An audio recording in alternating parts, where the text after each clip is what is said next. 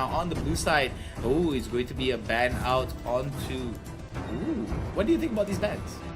Well, pretty much standard still. Martha is being removed out here, and Gushin was, really strong. Given now that EVOS does have the first pick, you want to make sure that, EVOS does not pick up the Gushin. We saw him do so much work. So much damage. I do like the fact that they are going to be banning out Martis and Hellcat here. I mean, that's been a very standard ban here in competitive, and I do like the fact that because of these major bans here, I do like that how these teams are actually going to go for second off options. It could actually change the whole composition depending on what is going to be picked out first. Grok again being banned out, and that's just because of the synergy with rapid boots. I believe that but Grok itself did receive some tweaks to him, so he is also stronger. The additional mobility also makes him ridiculously good. Great to see Lancelot be picked up here. Pretty much a standard choice. Clearly they could not opt to go in for the Angela that's there. Idns happy to select Chow once again. Worked out well for them. Quite a number of pickoffs. Yeah, I do like the fact that Chow is being picked up again here from the side of IDNS.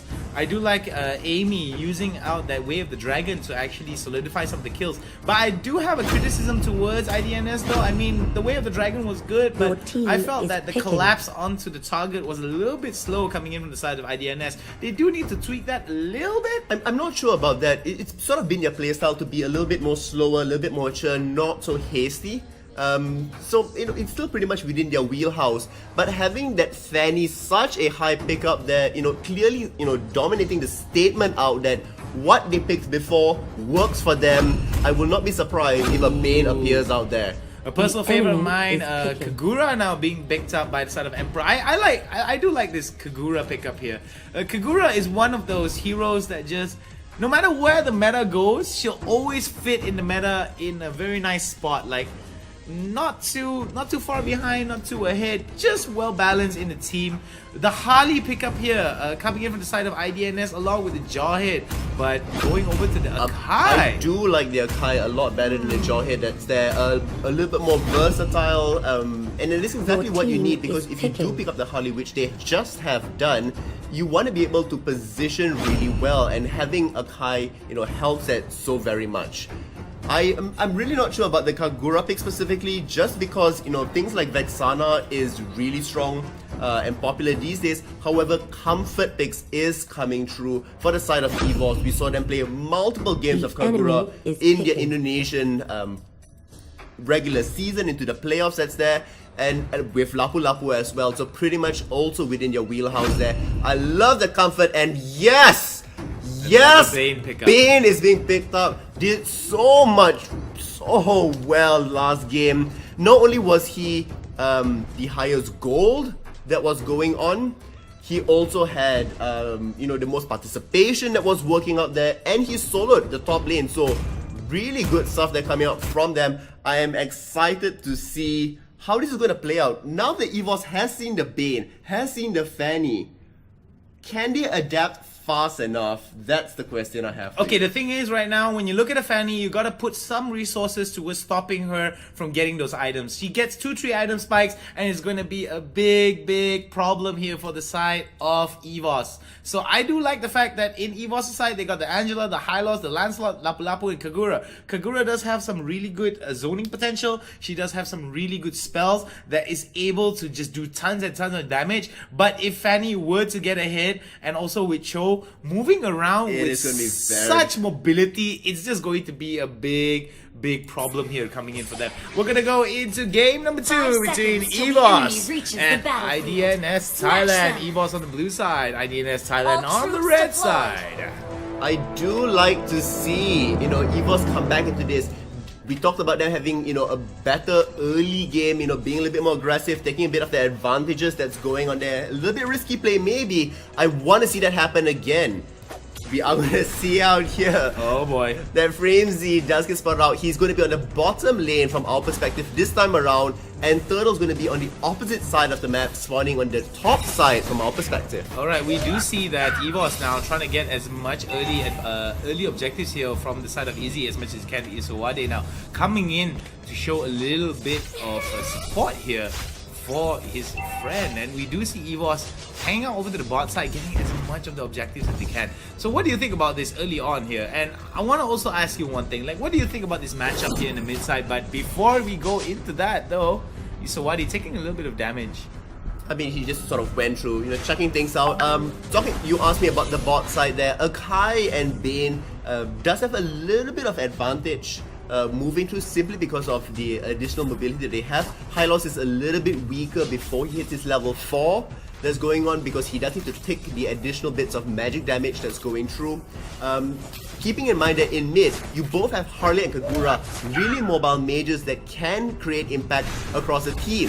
Across the map. And here we're going to see, potentially going to get caught out here. Nemo is there, but will be able to just trot away on his 4 legs. Ios now getting away. We do see Izzy now hanging over to the mid side here.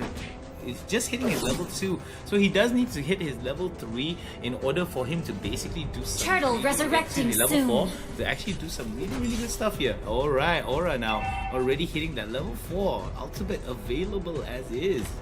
Now, I do want to mention something. Gentling on our chat here is mentioning that EVOS needs a player that's a pure tank. That I kind of agree with. Hylos isn't really, a complete tank that's there, and they do have quite a number of squishy members. In a big team fight that's going through, you need the additional bits of CC that perhaps maybe Jawhead could have afforded them.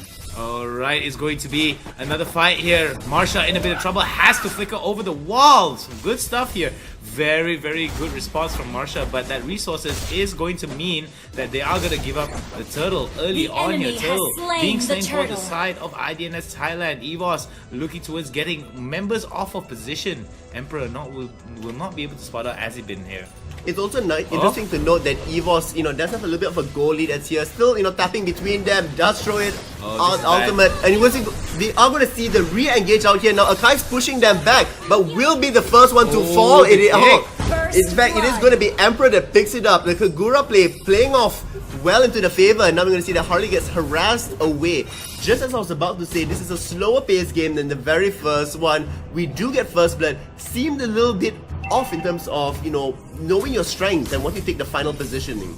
Well, I do like what's going on here. Oh, Fravesy in a bit of trouble here. He is going to be spotted out and he's going to get taken down. The ultimate will go down and it's going to be Hylos that takes the kill.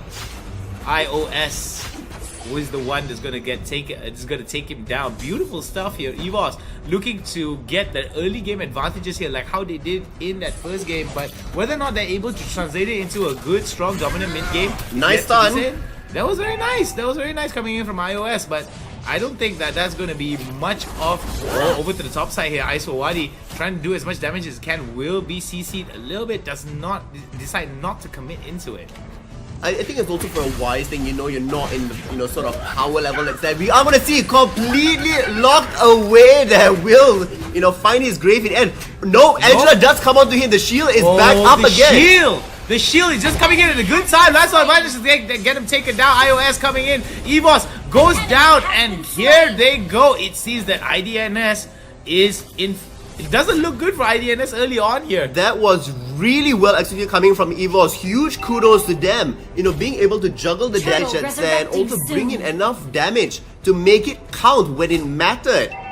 Now, itemization here is going to be popped up here. What do you think about this now? We do see that for the side of EVOS, they are going to be building up a little bit more aggressively compared to the previous game. What are your thoughts on this? Do you feel that this commitment of resources towards aggressive stats will pay off for them? Or is it going to be more of the same for them, like how it happened in the first game? Well, it's also because they're playing a little bit slower this time around, so it does get secured by EVOS over here. They do get the first turtle as well. Unfortunately, Akai's going to get trapped down there a little bit more, might get taken down as the final hit does go through. Lancelot gets the kill for this, and now Jess might be able to be saved in the end. Oh my goodness! Isowadi limping away. That was just a matter of a split-second decision there. Isowadi was able to get him away. That last little frame of damage that landed in was just beautiful here. Aura in a bit of trouble here, but will be able to dash away with his second skill.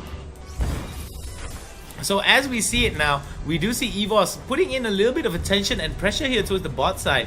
I am really interested to see how these teams are going to be mobilizing now, because we do see that there is going to be a bit of priority being pushed out towards the bot side here, and the mid side is in a fair equilibrium. I do feel that there should be a little bit more pressure being pushed towards the top side here for the side of EVOS, because there is only so much health that IDNS's top tower has, and they could actually get a little bit of pushes here over to the bot side if they're able to commit to this, but they have to be wary of the amount of damage that they can output here. I mean, that is very true. They have to be concerned about this. EVOS does have a really nice lead, but can they extend the lead further? I do want to see them succeed really well in this, but so far they haven't been setting up their lanes. And if it goes into the later stages of the game, Idns Thailand will start to get, the scaling advantage that's there. I do fear for them. Oh my goodness, over to the top side here. A little bit of damage being drawn out. Isowadi has to run away, but just no limit in a bit of spot of bother here. But he is in a good spot. He does manage to turn his ultimate. Will be able to get that shield, but over to the top side, over bot side, excuse me. EVOS now looking for the retaliation kill, but it seems that IDNS does not want a single thing to do with EVOS, and they know for a fact that this will be a fight that does not favor them, so they decide to back away. By doing so, they relieve the pressure over to the top side, and it's going to be EVOS that gets the first tower. I mean, it's really, really good for EVOS to recognize that Idns doesn't want to take the fight, will happily take the towers and push across the map. And they are getting that, and the goal lead now has ballooned back up to the 2000 side again. Unfortunately, Emperor now is finding the damage, but will he be able to bring it down in the end? Angela does get the kill. Alright, so EVOS now in a bit of trouble. Oh, gets kicked up, and there goes the way of the dragon. But Amy in a bit of trouble here. Oh, but it's going to be Fanny that comes in. Isowadi comes in. Air superiority is going to be something that she knows so well, and Cutthroat will be the execution factor onto the side of EVOS here. You see, IDNS will be able to catch up here, but 1,000 gold advantage in favor of EVOS here. Could it be a little bit too late for the side of IDNS Thailand? I believe that EVOS needs to just keep playing at a slower pace and make sure IDNS does not catch them with mistakes. Exactly, they need to not make any mistakes. Keep up the pace that's doing. So far, they've been doing really well in in terms of controlling the game, controlling the waves, what's going on. They need to stay away from Lord. Yeah, they need to stay away from the They Lord, need to stay away from Lord. We don't need a cursed Lord meme here coming in from the MSL. But for those of you guys who are wondering why it's going to be a best of 2, this is a double round robin. So remember, 2-0 will get them 3 points, and draws will only get teams 1 point each. So winning a game is way more important. You want to make sure that these teams get 2-0. So we do see IDNS now could be the first drawing team here today against EVOS. EVOS desperately looking towards getting a point in their favor as well. Indo Pride chants coming in the side of the comments. So if you guys are big fans of Indonesia, Thailand, whether it's EVOS or whether it's IDNS, doesn't really matter. Show them some love. Let them know in the comments below. So we do see over to the bot side here, there might be a bit of a...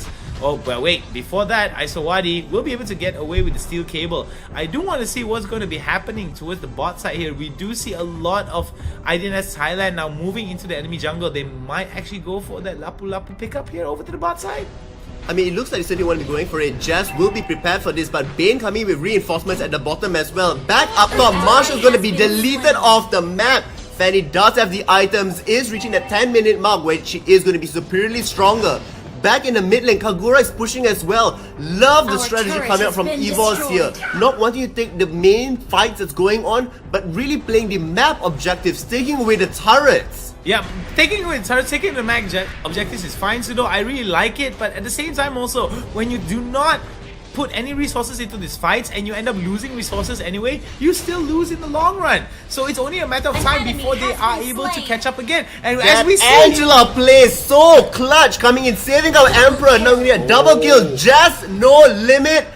Oh my word, really good job done there by EVOS, pushing their goal lead now 3,000 ahead.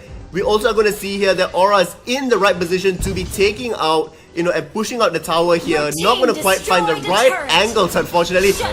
Just as I say that, I eat humble pie.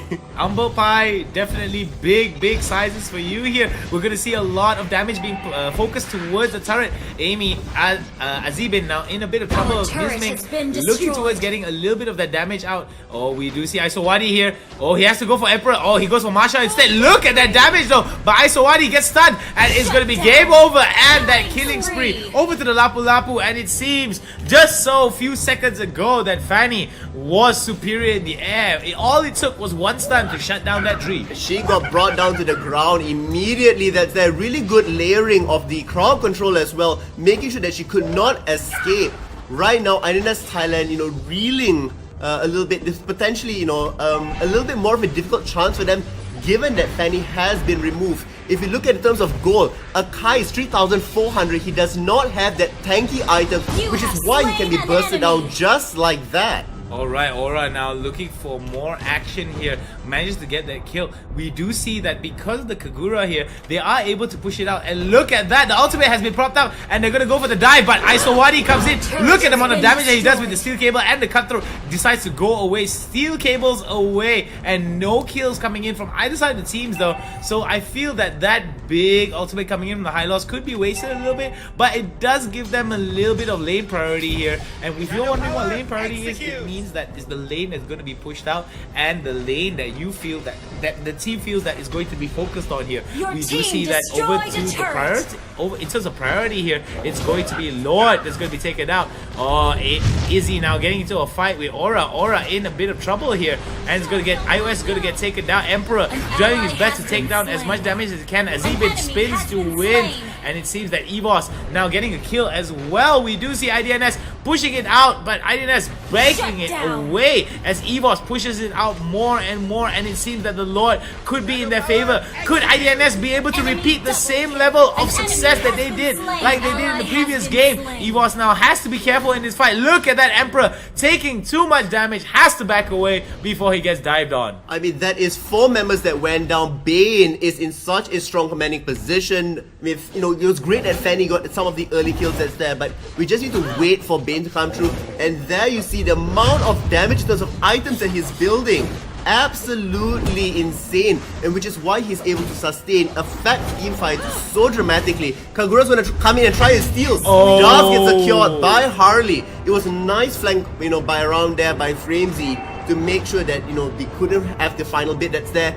Lord coming out will, you know, equalize the game to Idns Thailand's side. There's a big wave there that will slow down Lord just a little bit. The next fight could determine it all. EVOS has the kill lead. Towers here, they also have the lead, but can they win the team fight against a late game team composition where Bane is such a big factor around the team fight area? I don't just think Bane is also a big factor as well. I do like to think that Fanny as well is doing, Isowadi is doing really good damage here. As we see, he is using that mobility to perfect precision, and we do see Lord being pushed out over to the bot side here. EVOS is going to get dived on. Just no limit. You have a limit, and that's going to be a death timer limit that's going to drop down to you, and it's going to be a killing spree over to the Bane, and the Lord now pushing it out with extra size. A double kill goes over to the Bane, and this is where the fight is going to get turned around here for the side of EVOS. EVOS now looking towards going to the back foot. IDNS looking towards repeating the same level of success that they had in game number 1 here with that single Lord push. They are going to be able to catch up from these teams. They will be able to push it out. There goes another turret. Kagura does manage to get it down, but Bane is still alive, throwing out as much damage as he can. Isowadi not too far behind, looking towards gathering as much damage as he can. This is going to be bad for iOS as Aura comes in. There goes the Lancelot, tries to go down, but look at the damage being done onto Aura. Man, oh man, what is this gameplay? Pseudo! I mean, that was crazy that 1/3 on the Lord almost brought him down completely. We're going to see here that will the Great Escape come through? Lancelot will get the kill into that one. Now they're hunting that Bane. Now they need to remove him across the map. Can they do it or not? They have multiple members that's here. Hylos will be able to stun him out, and this should be the end of him, especially with Angela being there to assist as well. Jess is on cleanup duty all the damn time from the bottom lane back now into the base. 110 seconds more to go as once again Angela falls. That's 4 deaths to her already, just, you know, easily being picked off. Now, I bet you guys are wondering, how in the world does IDNS Thailand have the goal lead despite being 5 kills behind? Now, objectives, turrets, let's break it down for each and every one of you guys. 5 turrets in favor of EVOS, that's fine. They had the majority of the lead from early game to a little bit of the middle game. But when we hit the middle part of when we hit mid to end game transition, we did see that with one Lord play, IDNS was able to turn it all around, securing a goal lead and even stealing away the buff there. Harley just got the buff. I mean, we talked about, you know, the maturity of IDNS Thailand. They will wait, they will look for the right positioning, they will wait for the right cooldowns before taking the team fights. And it's that patience and maturity that has helped them, you know, always get out of a bad, you know, or a seemingly lower position earlier on. EVOS on the other hand, great, you know, they're spunky, they go out there, they're aggressive, but unfortunately, they don't know when to slow it down. They don't know when to, you know, wait for their right advantage to come through. And they're being punished. That is the right word for it. The Lord fight was messy on their side, and even their defense going on here, there should be somebody clearing off the mid wave just before it crashes in. I believe that this is a little bit of EVOS's lack of communication experience, I believe. I'm not entirely sure how to put this, because EVOS had a lot of ways to win this game. However, it is because the IDNS was just so adamant at getting that Lord. It feels like a lot of IDNS strategy for these first 2 games revolved around that one Lord play. Since they were able to secure the Lord play, they knew for a fact that we can get objectives, we will be able to push them out, and we will be able to get this mid-game transition whereby we give a little bit more breathing space for us and make sure that the team has to worry about putting in resources to stop these pushes. And IDNS is able to get more and more goal in favor of them. We're going to see back up top here. There's a little bit of an engage already. You know, Lancelot here being shoved all the way away from the team. Oh boy, this We're going to find it right in the middle of everybody here, but will it be able to isolate down the right targets? I'm going to find Miski on the other side there. Just head back into safety. Will bring it down. Oh Still my surviving goodness. out there. Aura doing an amazing job. It looks like they will be able to salvage this fight. EVOS, they're getting multiple kills. But back at mid. Oh, Framesy! Framesy going for the kill. He doesn't have that much damage, so he's getting hit. Oh my goodness, Framesy, the hero. The hero of the game here today. My goodness gracious me. He took advantage of the distraction that was happening. And Frame, what? What? One word, maturity, experience of the team. To know that the moment EVOS or any other team walks out of their base, you can go in and totally sweep it away. They were smart to keep Fanny out there so people wouldn't think that, you know, Fanny was going to backdoor, but Bane has been the MVP for both of these matches. Really, really strong showing on both sides there. Let's have a quick look at the in-game items. Although we are going to see that the stats of Fanny is higher over there. Yep. Look at the contribution of Bane. Yes, I mean, look at the amount of damage that he did. Kill participation as well as objective participation. I like the fact that the Bane was just so adamant. I do like the fact ISOWadi as well. He definitely deserves the MVP just because of how mobile he was, just because of his solo attacks, and he's able to basically stall EVOS down.